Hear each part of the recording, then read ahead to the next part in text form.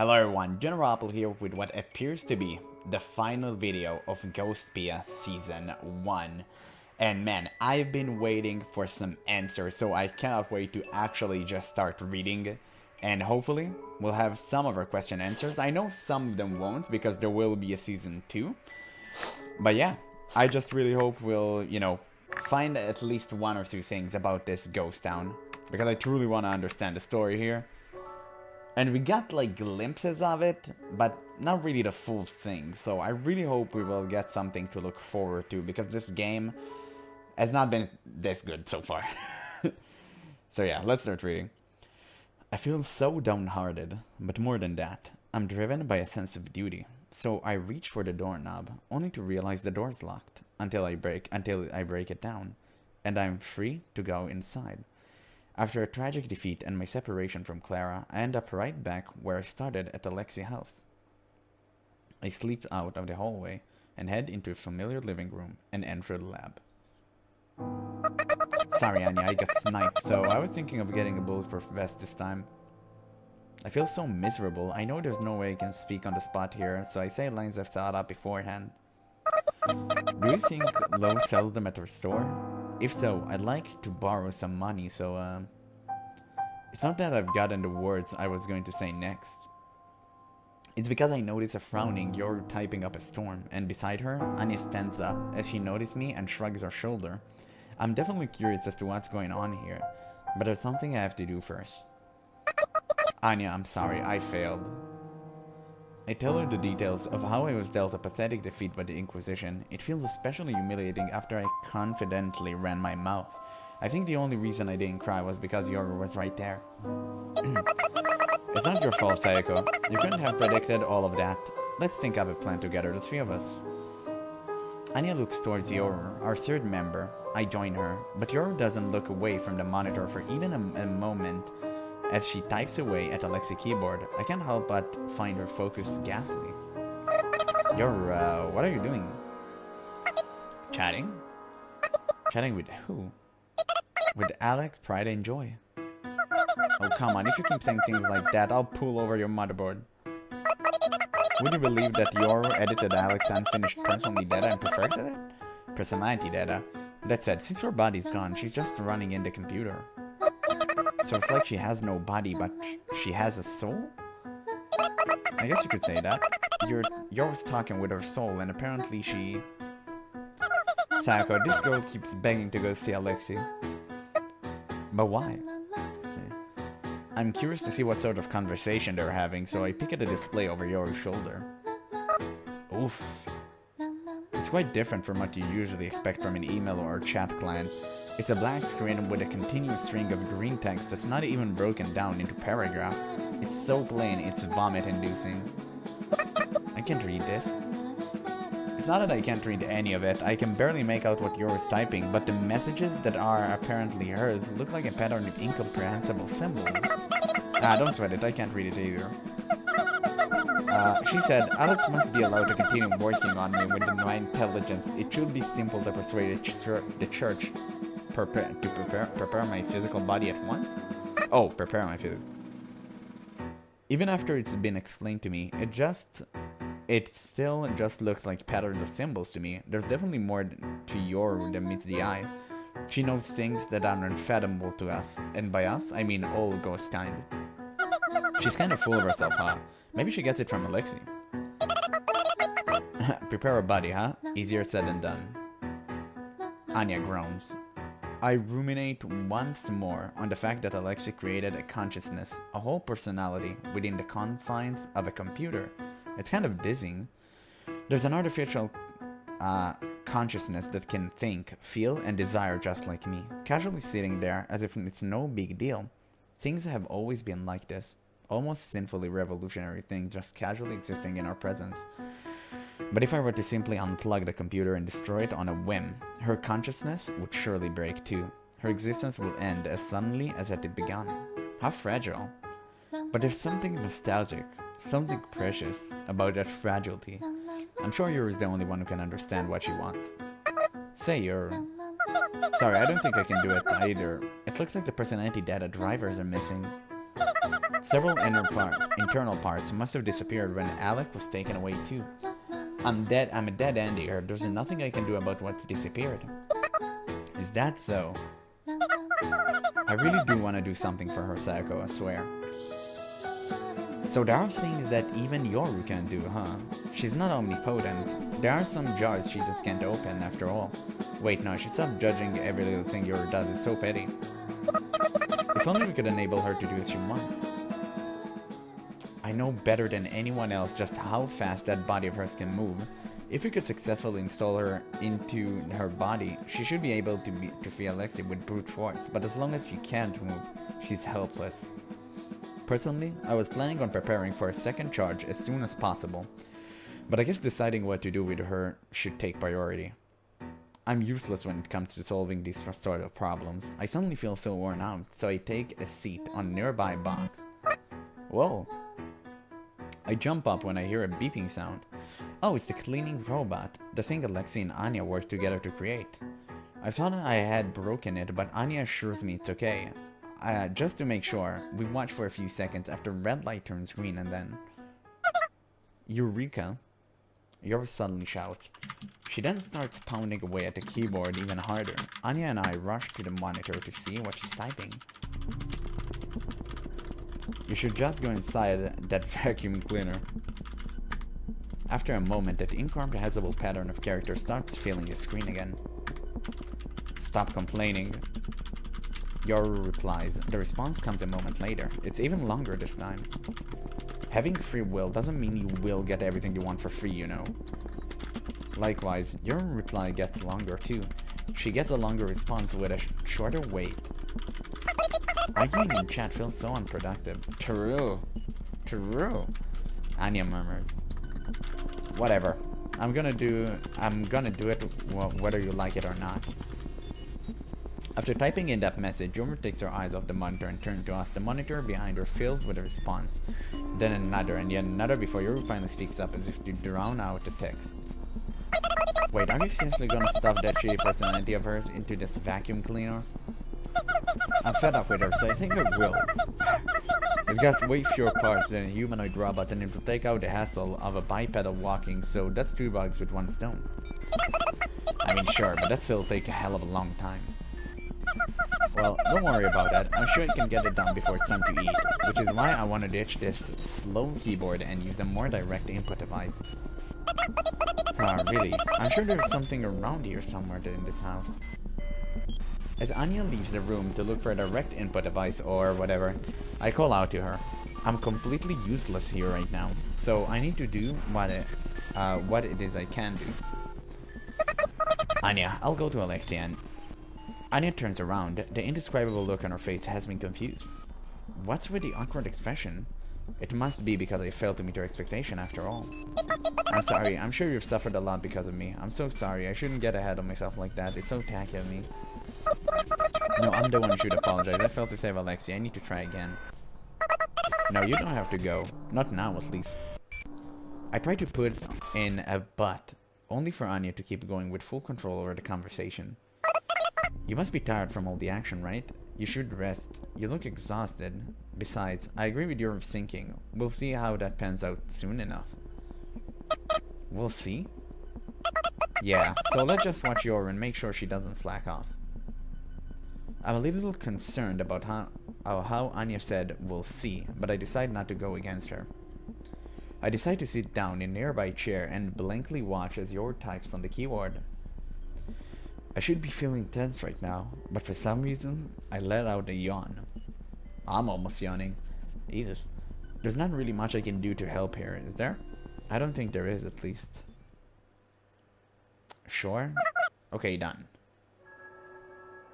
Oh? I wake up at the sound of Yoru's voice. I fell asleep. My body feels so powerless, as if my batteries had run out. My eyelids are so heavy, I can't even tell if they're open. I try to brace my legs and stand up, but fail. All I end up doing is letting out a groan. It's at that moment that I realize just how exhausted I am.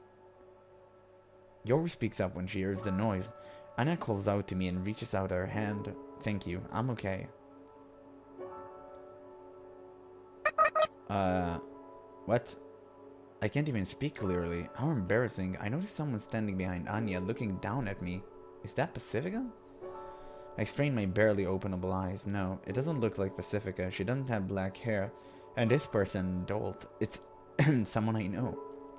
That person suddenly smiles. I recognize the smile. After all, I've seen it in a movie. It's her, the beloved woman Aleksey was trying to create. I gasped. My head slowly starts to wake up, and like magic, my drowsiness disappears. Yes, that's her, but not exactly, to be more specific. The hell? I get up and stare at what lies before my eyes. Oh, Jesus. It's the clean robot we were talking about earlier, but what was once a smooth, flat surface is now an uncanny valley of a woman's head. Her eyes are shut like she's sleeping, and of course, she's not actually smiling. In any case, it doesn't look like she was just glued there as a joke. The base of the neck attached to the robot chassis is with some sort of adapter. The head parts hadn't disappeared, so I figured it'd be a waste not to use them. The neck also uses a standard-sized part, so attaching it was doable. But that doesn't mean it wasn't tough. I was able to manage with Anya's help. We're done. Yoro looks a little tired, all tangled up in some mysterious cable, but her eyes glitter as she lets out a victory roar. I'm so tired, all that's left is to turn her on. Done? What about debugging? Anya asked with concern in her voice. She sounds a little tired too. Yoro did say that she got Anya health. Nobody debugs anymore, that's all the cool developers say. They definitely don't. Looks like it had like a lot has happened while I was asleep. I must have been out for a long time. My stomach started to gurgle in hunger as if to prove just how long it's been. I'm sure it can get it done before it's time to eat. Okay, let's start the installation. Yoro lightly types on the keyboard, starting the installation. I look at the back of the cleaning robot. It's connected to the computer with a thick cable that looks like a water pipe. Several lights of different colors flicker on and off on the cleaning robot before the lights are off. Oh yeah, that scared me. Is that the same beep I heard earlier? No, that's a new one. This time, it lets out a bunch of short, rapid, yeah, dude, who cares? Oh my god, looks like everything just going just peachy, see? You can trust me. Man, it's like they filled the void in text with filler. It's just weird. After Yoro says that, the beeping changes to a more— oh my god. Dude, come on. Oh, she's waking up, finally. Her eyes open. She looks somehow gentle, just like in a movie, but not passive. Her eyes are brimming with confidence. Even someone with hazy memory like me can tell that her image is a perfect reproduction. She has the youthful look only available to women on the cusp of adulthood, but she's also had a certain sort of refined dignity that makes you want to protect her. Anyone who sees her would have the word fascinating burned into their mind, regardless of the details of what exactly they find fascinating about her. She's so fascinating it's almost destructive. As a result, the state of her body below the neck is such a pity. Suddenly, she loses her complexion and nearly tears her own head off. It looks like she finally realized what happened to her. She's been fused to a vacuum cleaner. Congratulations. Yoro speaks from behind her. Oh, her neck turns at an inhuman angle and speeds to look at Yoro. She lets out the lowest, heaviest beep yet. She then tackles Yoro with a force that no cleaning robot should ever need. And here's the finished product. Witness her final form. Jesus. As Yoro lies sprawled out helplessly on the floor, the robot relentlessly pinches her face with an arm extending out of the chassis. The beautiful girl-faced robot lets out a fury of wild beeps as she proceeds to physically punish Yoro. This is getting brutal. So she can't talk, huh? She's not built to. Her voice synthesizer module is in her chest, I believe. Oh, I see. Hey, stop talking and help me out.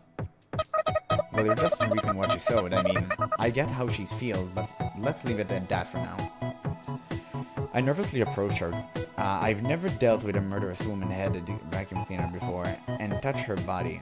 It's cold and metallic. Hard to believe her soul is in something this— yeah. I mean, she wants to go to Aleksey, right? We need to plan out how we're going to do that. I decide to change the topic. She lets out a few intermediate beeps that sound somehow disappointed. You want me to translate? Sure. If you didn't stick the head on, I could have at least strategically disguised myself as a cleaning robot, you know. Think, you idiot, think. I try to soothe the woman, head vacuum cleaner, as I ask quite the logical question. Why did you do that anyway? I can't see how it was necessary. That's exactly why I did it. Try straining your side a little bit, see what pops out. The arm pinching, yours stops moving, the head puts on an expression of sudden realization and... Oh, really? Watch it. Now try the other side and the lower left too. Your cheers, the robot beeps in response as the armed with arms pop out the vacuum cleaner chassis, each weapon more dangerous than the last. An electric torch, a blowtorch, an electric saw, a blowtorch, and electric torch, that would be cool. An over-the-top machine gun, and I'm not sure where the green light-emitting gun-shaped thing is, but you probably wouldn't want to touch it. Seems like a grenade launcher, no? Oh, I guess you talked about, like, this thing. Looks like the plasma rifle from Doom. What the hell did this girl do? Didn't you make that thing, Anya? Yeah, I did install the self-defense weapon, but the processor throughout meant only one weapon could be used at a time, plus it only worked in low precision mode. That's why I gave it a flamethrower, since those don't need exactly precision, Anya adds in a whisper. I figured it'd be good enough for self-defense. I mean, its main function is cleaning after all, but the situation has clearly changed. Anya lets out a gasp. When I ask what's wrong, she smiles and speaks unusually quickly as if she had been waiting for me to ask. The technology advanced head Alec made is attached to it, so she's using the head main processor. It's an instantly high-powered monster-class processor necessary to reproduce the vast number of functions of a human body. Of freaking course, it can control weapons with ultra-high precision. The robot must have heard it, she said out high-pitched. And then a gunshot, a certain figurine placed on Alexei's work desk gets blown away. Now she can use her installed weapons with 100% efficiency. Now, considering capability and to autonomously strategize, she can use them. Yes. I love that number. The beeping overlaps with Anya's excited voice. The robot's laughing. I can tell that much by her facial expression. After looking at her face, I can only hear the inorganic beeping as the laughter. Well, that's pretty much it. You're welcome now, if you'll excuse me. Oh. Well, that goes to show just how precise this weapon are. The robot hovers somewhat gracefully out of the room, apparently satisfied in exchanging revenge being made an uncanny woman-headed vacuum cleaner. Where's she going? I guess it should be obvious. I call out to the cleaning robot's back, or it's called stern. I feel like I have to. She stops hovering, then she beeps. Probably means what? I'm glad to meet you. Good luck. I didn't think of anything to say, so I end up working on some polite but awkward platitudes. I wonder what have gotten into me. After a few seconds, she let out a stagger of 3 or 4 beeps. Without waiting for my response, she starts moving again. I guess she doesn't want to talk anymore. What did she say? When I ask for its translation, Yoru lets out an exhausted sigh. Something like, you're a good kid. Dumb, but good. Oh, and I'll talk with you again if I feel like it. So, that's what she's like, huh? That's what she's like. She's kind of rude, huh? It's like she's on a high horse, a high hovering horse. But even so, that's just what goes to show you that she's got an individual personality at least, and I think that's important to note. Okay, so do we follow her? Anya speaks up as I'm thinking to myself. Yeah, that seemed like the proper thing to do. Well, after we wake up this girl, that is. Anya says that with a bit of a chuckle. I look on the floor and find Yoru sleeping on the floor that until just recently had a robot to clean up after it. She must be deathly tired. She did look sleepy now that I think about it. Maybe we should wait a bit first. Sorry, but I'm not as gentle as with Yoru as you are, Anya. Oh. Anya and I, with Yoru in tow, follow the trail in the snow, left by the vacuum cleaner. The excess force of anti-gravity leaves a faint single line in stark contrast to the footsteps left by a bipedal walking. She must be heavy, huh? I think she's normal weight, that's fine. Yoru was so tired, I was unable to wake her up no matter how hard I tried. That's why I'm carrying her as we walk. But if you think about it, this might be for the best. Considering the difference in stamina between me and Anya, it'd probably be too hard for her.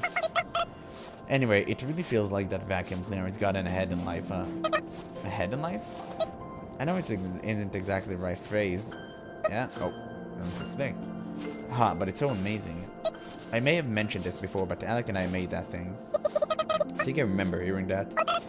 You see, a famous rich person came to our workshop and commissioned a one-off vacuum cleaner. The offer was pretty generous, so due to certain circumstances, we ended up outsourcing the software to Alex. Have you met Aleksey at all before that point? Nope. I don't have many personal connection, and his personality is like the embodiment of everything wrong with engineers, you know? I was a little worried it'd be okay to work with him, but I figured he does do his job properly. Aleksey certainly is a serious worker at heart, I think. He did go to work on time, and while we... Oh, why did he skip? Okay, he was so skilled it came as a shock, even to me. When you're that skilled, I can kind of let a few personality flaws slide, I guess.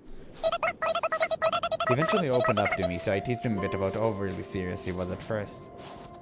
Anya stops walking and looks at me directly. Then he had the goal to say, I realized I could take it easy if I just didn't look at you as a woman, so I hit him with a wrench.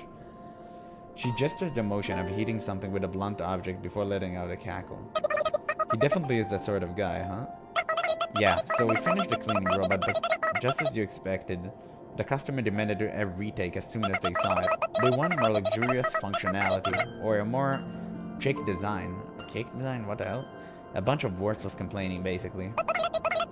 But business is business, so we asked if we could fix it with minimal adjustments, but... Anya, realizing that she had stopped walking, starts taking a few steps before continuing to talk, her eyes fixed on her. Alec was there with us, and he suddenly burst into tears, saying, how cruel can you be? Oof. Oof indeed. Makes you think he's fragile, right? That's what I thought too. But when he said, how can you say that in front of her? Don't you care how she feels? He wasn't crying for himself. It's not like the vacuum cleaner had an AI at that point, did it? Of course not, but he seriously snapped at the lack of consideration for her feelings. That's crazy, right? He was crying too. Is there something wrong with his head? Anya talks the way a boy talks about a comic book hero, that is, without any hint of scorn, just admiration, trust, and praise. Furthermore, he said, getting up from his chair, this robot is like a child built by me and this other engineer. Do you insult children in front of their parents, do you? It sounded like Aleksey was shouting through the tears, indignant that the customer was mad when he was the one who should be mad instead. Anya continues. You dress so classy for someone who acts so trashy. The customer got mad enough just to leave without paying. I understand how he felt, but I'm impressed that he could say all that. Can't say it was effective though.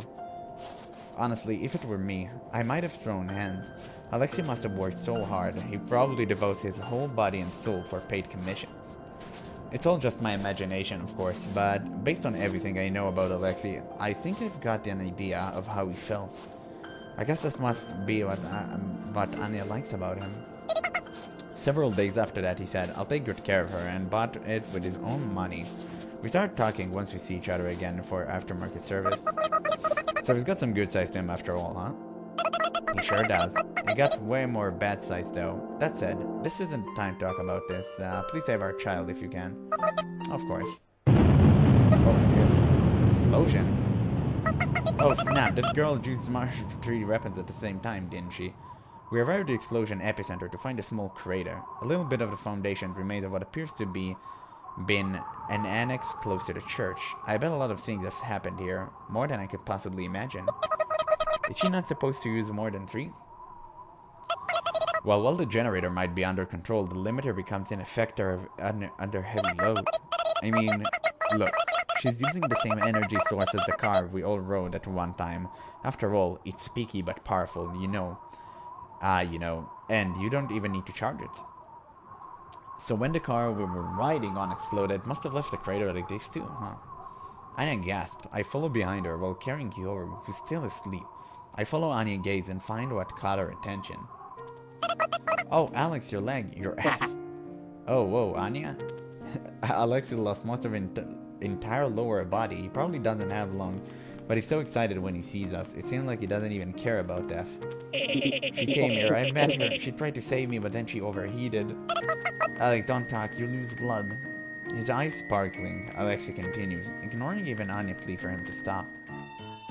The way she fought was so beautiful, it's a pity we couldn't see it. It would have been worth recording. It's such a shame I can't sell it on disc. By the time the Inquisitor fired their first shot, she had already swept up the two of them.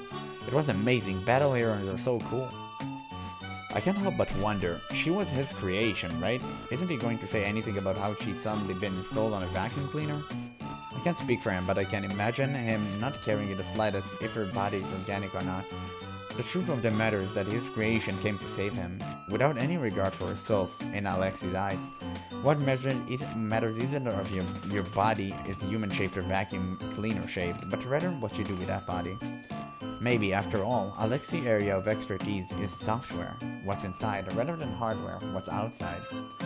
That said, what I think is the most Aleksey part of this whole situation is how we prioritizing praising our efforts rather than mourning our loss. Have you ladies ever seen a battle robot hero in action? Of course not, suckers. Ha! Alex, sheesh, you're always a handful, huh? All the excitement surely must have shortened the remaining time, but for some reason, I find it a charming sight to see Anya fussing over Aleksey and holding the upper half of his body as he coughs up blood. I'm scared. Scared? What could possibly scare someone like you, Alex? I'm scared of death. It's hard to make out a word. Aleksey squeezes out. On closer inspection, his already pale face got even paler. At this point, he's almost like a corpse that had forgot that he was dead. Don't worry, he'll come back soon. You don't know that. What if I'm the only one who doesn't revive? That's so... Look, he'll be fine. I died myself a while back, but I'm back, see? I'm scared. Please give me some comfort. This is getting kind of awkward. I really don't like the way he said that. I'm also starting to get tired of carrying Yor. We've finished what we came here to do, so I wish Alec could just hurry up and kick the bucket already. Men want women to be mother figures to them, especially in times of weakness. If Anya acts like a mother now, this could be a big chance. Whoa, you're awake? Your back is just uncomfortable, Psycho. Yor clings tightly to my back as she says that. I decide to leave Aleksey alone until he dies, so I watch and pray that Anya can be a proper mother figure or whatever. We can't just sit on the sidelines, Psycho. Knowing Anya, she needs your advice. Huh? So, be a good mother, be open-minded. Mother? What are you talking about? They said that if you act when a man is weak, he'll fall for you. Motherly, I don't know what that means. Aleksey murmurs something, but his voice is too weak. Anya asks him to repeat himself, and he speaks up a little more clearly. What's her face, the blonde one? You mean Pacifica? What about her?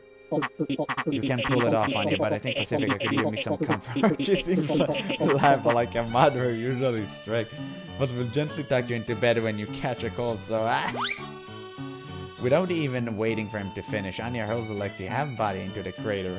Aleksey's already lightweight body has been cut in half, so it should be easy to throw in, even for someone small like Anya. I can hear Aleksey's body sliding down with the slope of the crater. It really fell for you into the hole. Jesus. Can you quit joking around and get off of me? Anya urges to move on right as I manage to shake off the orb. Let's go. A crowd's starting to form. When I look around, the crowd's still thin, but ghosts are staring to gather around to see if everything's okay. Some of them must be church followers too. In any case, I don't want to stay here too long. What's with all the explosion lately? When I hear the crowd of ghosts having conversations like these, I can't help but smile, really. They got a point. Are we going to call Pacifica? Do you want to call her? Anya's threatening response, like her usual blend of friendliness and charm as she glares at Yor with the sharpness of a knife.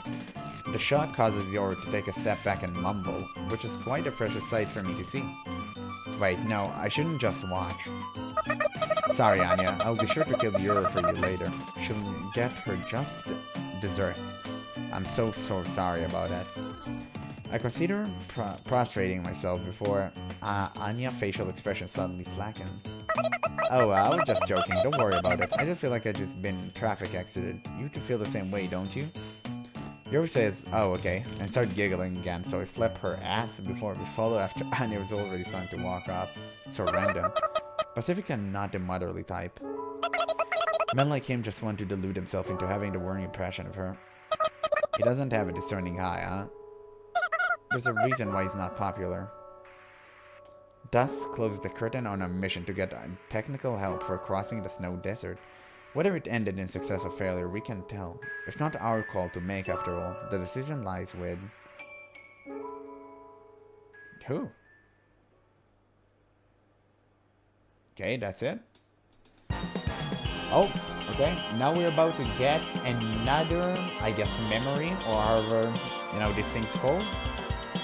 So that's gonna be interesting. That is the final one. These were the most interesting parts of the game for sure. So I'm actually kind of excited to see that one. Maybe to give us a hint, or maybe the sequel. Well, I guess it'd have to be to the sequel, right? So yeah. It's a pretty cool transition though. I actually really like it. And yeah, we truly need some information. Because we haven't really gotten anything. It's so weird. The tone is super random. And I really just want real meat, you know? I just want story, not filler text. Something that I can grab hold to. Something that will stick with me. So let's see, what do we have here? Oh, it's not a memory. Thank you all for gathering today. Aleksey's house looked like a mess, probably because the automatic cleaning robot is gone. The workshop is even more of a mess than when we first came here. We sit on random boxes and do much larger can and such as we talk with Aleksey. We had gathered at Aleksey's house a few days after its bisection. Bisection, yeah. I glanced at Pacifica's face. She hadn't had much to do with the whole mission, so... Why didn't you call me? I would have abandoned work in a heartbeat to come help you. She's been this huffing mad ever since we gathered. It's been making me feel a bit uneasy. You ladies helped me. Now it's my turn to help you. Thank you, Alex. Don't mention it. I'm only doing what is expected of me.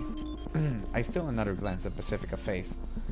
To be honest, when Anya contacted us, she already told us that Alex was going to help, so this meeting is kind of like watching a movie after hearing the spoilers. That's what it feels like anyway. So we're more interested in seeing how Pacifica feels. I can't help but wonder what she takes on a matter, what her take on the matter is. So do you have a plan? Let's hear it. As Anya urges Aleksey, it makes me feel like she truly is the moderator for this meeting. Despite all this dumb thing that have happened lately, she still does her best to give both of us and Aleksey proper care and respect. It's touching. Alright, I do have a plan. Want to hear it? I want to hear it. Yoru answered loudly. She initially seemed to have her doubts about Aleksey, but it doesn't look like it that way anymore. She looks like the usual sociable Yoru. I haven't had a complicated conversation with Yoru ever since the night we went to dispose Clara dead body. I wonder if that's anything to do with it. As I space out, Aleksey clears his throat and starts speaking. I concentrate my scattered focus into one point and listen closely to what Aleksey has to say. Oh. First of all, from what I heard from Anya, there's a huge oversight in your latest plan. The part where you're going somewhere without knowing where, that's no good. You're basically lowering your own chances of success. We don't know where we're going, so what do you expect us to do? We don't have a map or GPS, so we figured out our only option was to go aimlessly. Pacifica answered with tone of someone asked to add two digit numbers. Yes, this is it. The reassuring feeling that Pacifica gives off just being in her presence makes me feel twice as powerful. Oh, really? Aleksey grinned, sticks out his index finger and points up. We all look at the ceiling. It's high up and has fancy lights, which makes me think, wow, this really is a nice house. But that's it. I don't get what we're supposed to be looking at. My thinking is that before you look outwards, you should look upwards. Pacifica gasped. I still don't get it. Maybe I'm not concentrating hard enough. We'll launch a rocket. It's weird that they have no maps nor satellites to rely on this town. Radio waves are also non-starter. In that case, we just have to make maps of our own. We'll launch a rocket and get the bird's-eye view. Once we know the surroundings, terrain, and distances, that's when we can finally stand at the starting line. Wow, I'm easily impressed, but I really do think it's impressive. He's got a point. We may have been a little too haphazard with our approach. Aleksey quickly noticed our planned weak spot and a weak spot that was in our blind spot and gave a suggestion to rectify it. This might actually work. I'm honestly excited. So that's what you were thinking, huh? Pacifica speaks without any change in her tone at all. Aleksey must have been expecting some sort of reaction too, as she mumbled, yeah, in response. He just mumbled. Meanwhile, hearing Pacifica's voice sends my inner monologue into overdrive. Building a rocket would be difficult, wouldn't it? But then again, they did manage to build a robot, kinda. It's a good plan, I'd say. The air of tension instantly dissipates, and I realize that I've forgotten to breathe. Looks like Anya the same way as I can see her shoulders move as she takes a deep breath. There's no way a plan can fail if Aleksey thought it up and Pacifica given her approval. At least that's the way I think. I'm sure Anya approves of our plan too. But I just leave one person. Hey, what's with that look, Sayako? It's a rocket we're talking about. Rockets are cool. They are, as long as they don't explode, that is. Well, you know what they say. Toast and butter side down, so we gotta make sure the toast doesn't fall. I just did that this morning. Ah, oh yeah, that was a huge explosion, huh? Hey, stop jinxing it. We're all unanimously in favor of Aleksey's plan, but he says we need to regroup at a later date after he works out the finer details. We have no real reason to refuse, so we accept his proposal. He then pretty much kicks us out, but doesn't feel bad at all. As for why? There's a cafe we'd like to go to, so let's hold our next meeting over there. I've never been to a cafe before. Just come with us and check it out. We need to learn more about each other. Okay, I suppose you're right. It's probably because I get to hear that conversation as we leave the house since I'm at the back of the line. Okay. When I speak up, Aleksey quietly offers me a seat, acting if he knew I want to talk. I tell him that I want to keep it short, since Pacifica and the others are waiting for me outside. In response, he asks me what's wrong. Are you sure about this? Obviously, I'm referring to how the life Aleksey was trying to bring into this world came to an abrupt end. In the end, she couldn't use the body you worked so hard to create, and she even broke that body she didn't end up using, and now she's gone. I think we failed you, so I didn't expect you to help us. If you do think we failed and are still helping us out of sense of obligation, then... Why so negative? LOL, who are you? Me? Aleksey laughed out loud after saying that. I'd rather not listen to his gawking for another second, so I pressed him to continue. Please don't mock me, I want to be helpful in the end. Well, yeah, I definitely had regrets when I had my lower half blown off. For one, I regretted asking you ladies for help. Do you remember what happened back then? How Anya looked after you? A little bit. You were there too, weren't you? Honestly, my memory's a little hazy. Did I say something strange? Nah, not really. Please continue. I woke up at the garbage dump and, yeah, that's not actually that big of a deal. Easy peasy. Then I went home. There was evidence that someone used my workshop. I knew right away that it was your roommate. Well, yeah. That's when I did a system check and found a letter from her hidden somewhere in the server. That's when I knew the experiment was a success. I don't know if I should ask, but what did the letter say? Aleksey says, oh, it's nothing really, before continuing to tell me anyway. She said, obviously you don't even think of trying to make another me. That should go without saying. Oh, don't leave it. Oh, that's nice. The last thing she told me was that I was dumb, so that sounds like believable letter. That said, I feel like she's got a surprising amount of love for Aleksey. At least that's the impression I got from what little time I spent with her. Nice. Aleksey looks at me with his eyes popped wide open. Sorry, As I stumble with my words, his face starts to warp in ecstasy. I want to get out of here. I guess he really is a dreadful person after all. Ma, what the fuck? Moi? What did he say? Huh? That was incredibly... Oh, Mo, you know, I'm glad you came. That's a word from your home country, right? She started with obviously and ended with that should go without saying, re-emphasizing her point. You know, that's a cliche among advanced AI heroines, but that's what makes them so classic, you know? You really do need counseling soon. That's what Mo means, right? It's gotta be. I won in your face, suckers. Oh god. Have you no, dude. Kill me. Kill me. Okay, I'm skipping the cringe. Okay, are you going to remake her once things have calmed down? What kind of jerk would see something like that and have the gall to think they could make a sequel? I let out a small sigh of relief. Aleksey's motivation may be beyond my grasp, but at least he's not completely unreasonable. What I gained and lost here was both life and death. I was able to create both. I may have been excommunicated by the church, but it looks like I've been spared by God for now. Despite his triumphant words, Alexei's face quickly darkens. I thought he had long since stopped caring about reproducing God's work. To create life is to have ambitions for the future. To create death is to obtain a certain sort of repose. As I create her, I thought I could help out Ghost in that regard. I was coincided. Yes, he did indeed mention that when he was creating her.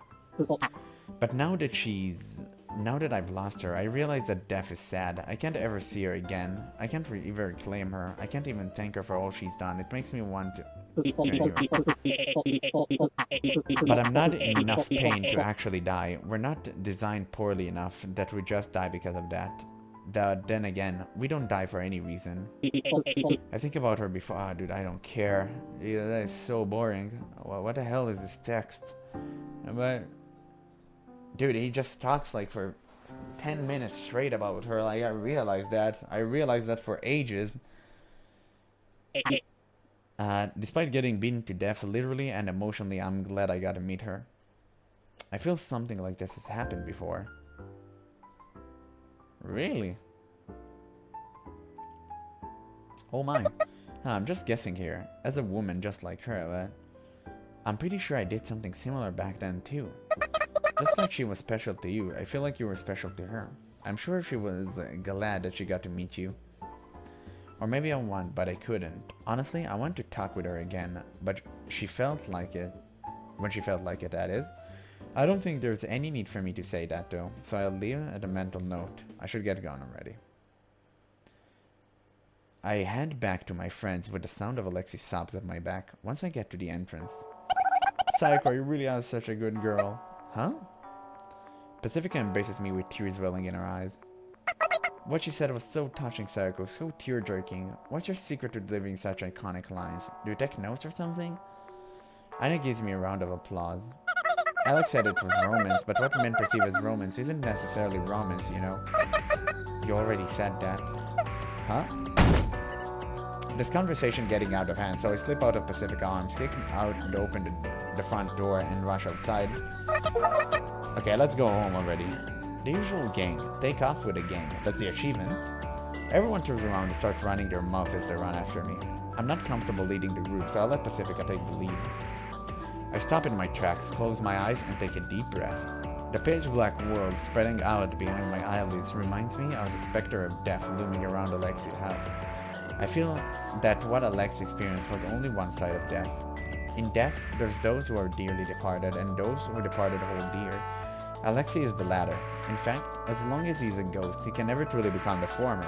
The same goes for me. I think about the other side of death, the side I can never reach, but what if I could? I could have been shot to death when I went to save your... blown to bits in the car explosion when I tried to leave town, or impaled through the head by Renia Spider. Any of those things would have been the end for me. I wouldn't have been able to save anyone, but I wouldn't have to suffer anymore. Nothing could threaten me anymore. I can feel the darkness behind my eyelids sink into my heart. I've been caught in the allure of death and cannot escape its grasp. Death is all too peaceful. As someone who cannot die, the allure of death is spine-chilling. Could it be what I want? Sayako. A bundle of worms slams into me, almost causing me to tumble over. Whoa, I stumble back a few steps. I open my eyes to find Yoru. What's wrong, Sayako? Let's go home. Saying that, she holds my hand. It's not warm at all. Her hand is as cold as mine. It's cold outside after all. A few meters behind Yoru stands Pacifica and Anya, my precious, precious friends, smiling at me. I smile back. I'm a little sleepy and hungry. We laugh. Yoru pulls me by the hand as we leap into laughter. Death is an attractive concept to me. The peacefulness of death grabs my attention and won't let go. But I don't think I'm in any rush to die. I mean, just look at everything I have to cherish. That's just naturally how I feel. That's how I feel despite everything that I am. I really do feel that way. I'm happy that I can feel that way. I wish that I could feel this way forever. I wish. That's now my dream. In my dreams I can get out. In my dreams I can fit in.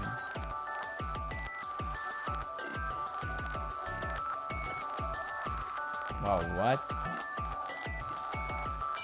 Oh, a fence?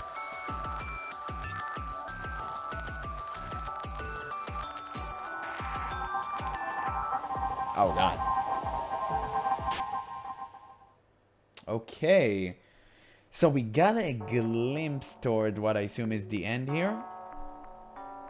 Yep. That is indeed the end. Okay, so we got a glimpse into, like, I don't know, reality or something. I don't know what that was. But sure. Yeah, I can confidently say that this was the worst visual novel I've ever played in my entire life. And I only played, like, 3. But, man, this was so bad. This was... Wait, let me actually get out of here. Let's go back to title. Yeah, without a single doubt in my mind, this was the worst visual novel I've ever played. Man, I did not enjoy a single second of it. There was, like, maybe a funny moment here and there, but that's it. I've never seen this much empty of a visual novel. Every text said nothing. It didn't invest a plot. There is no plot, as far as it seems. Literally, you could condense all of these 5 episodes into one, and everything would be okay. The story would actually make sense. So many useless pieces of information I didn't need to know. Like, for the love of God, whenever you're explaining something, please stop doing, like, the full explanation thing. I don't need to do that. Whenever you describe, like, oh, she's eating something and then she describes how the food feels like, I don't care. It's useless. It's irrelevant. It's filler text, okay? It's really, really good tactic to use in specific situations which are important. But when you do it on the most mundane stuff you can ever think of, it's lose all its meaning. It's useless. It's filler text. Like, please, for the love of God, why would you do it? Like, why? I don't understand it. And it happens every single line of text almost. That's at least how it feels like. That was so bad. That was one gripe I had with the game. The second one is that there is no story.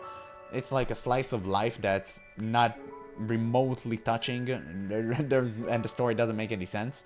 It's so bad. It is such a poor writing, and yeah, wow. I actually have nothing to say. But it's so weird that all this game it has is positive reviews. That being said, there are only like 400 reviews, which count as very little. But still, they're all positive, so I have absolutely no idea what anyone found in this game. I truly did not like it, but maybe it's just like a me problem, right? Maybe just personally I didn't like it. Maybe it's the fact that I also played the house in Fata Morgana before that. And if you haven't seen my Fata Morgana playthrough, this is the best game I've ever played. It's a 10 out of 10. I enjoy the story. I cried a million times. It's so damn good, and it sticks with me until this day, and probably until the day I die, because I love this game that much. So seeing, like, the rich text the house in Fata Morgana had, and seeing the low quality of Ghostpia, the difference, I think, just made me feel a lot worse about this game. But yeah, I guess the redeeming qualities of this game are the animations. I think the animations are great. The art style is incredible. I love it a lot. It's unique. It's very different, and in a good way. And the music is great. I enjoy the music a lot. It's not, like, super, you know, well-crafted or anything, or too memorable, but it was very good. I enjoyed it. As a background music, it was great. But yeah, I'm pretty sure I said all that I have to say about this game. Again, I wouldn't recommend it if you didn't understand it from what I've just said. But yeah, hopefully the next visual novel I'll feature on this channel will be a better one. So yeah, thank you guys so much for sticking with me on the Ghostpia journey. But that's all for now. So thank you guys so much for watching, and I'll catch you in the next one.